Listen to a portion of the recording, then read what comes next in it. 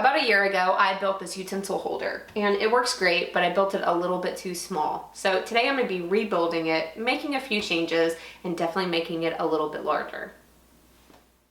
I looked around my shop and noticed that I already had a board and a half of cedar 1x12s, so I decided to use that for this project.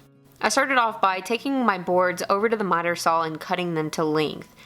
And I did go ahead and put together a simple set of plans on my website if you're interested in building your own. Next, I went over to the thickness planer and planed all of my boards down to 1/2 inch. And I'm going to be using dados and rabbets for the joinery on this project. So I swapped out my table saw blade for my dado stack, and I set the level of the blade to 1/4 inch. Now, since a lot of these cuts are repetitive, I attached a temporary fence to my miter gauge so that I could use a stop block.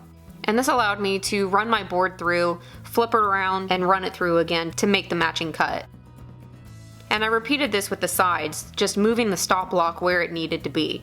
So since the two sides have the same cuts, I would make the first cut, switch it out for the second board, and then make an identical cut on it. Once all the dados and rabbets were cut, I used glue and started attaching things together. First, grabbing the 3 vertical pieces and attaching them to the top and bottom boards. With things in their place, I used my Rockler Surefoot clamps to hold everything down until the glue dried.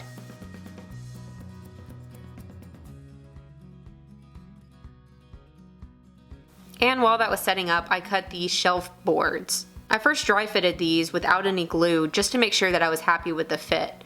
Once I was satisfied, I took them back out and cut in the dados. Again, using a stop block just to make sure that the placement was identical.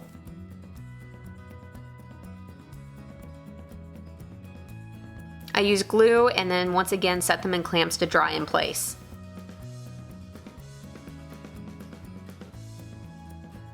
So if you notice, the second board of cedar that I used is just slightly narrower than the first. So the shelves didn't exactly line up flush with the sides. I could have just made this side the back, but instead I thought about cutting in an angle on the utensil holder so that it would not only cut off the uneven surfaces, but it would also allow the top cubbies to be shallower than the bottom, which would be really handy. So after everything was completely dried, I grabbed a tape measure and measured off where I wanted this angle to be. Then I used a straight edge board just to make a straight line.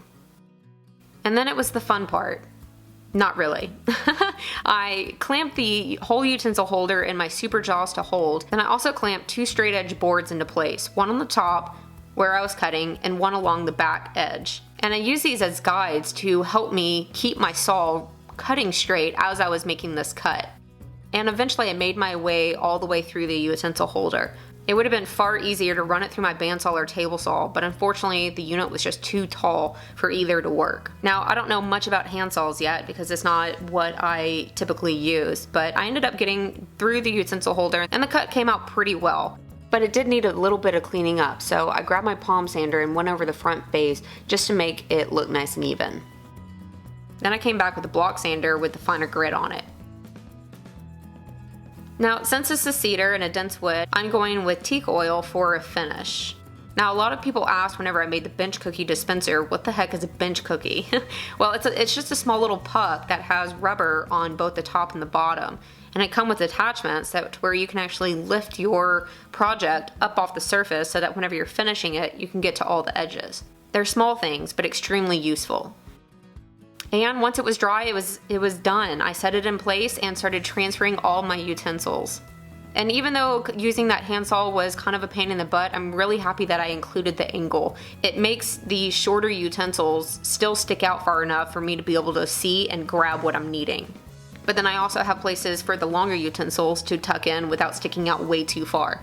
And then of course the cutting boards are over here where I can either grab multiple or a single one.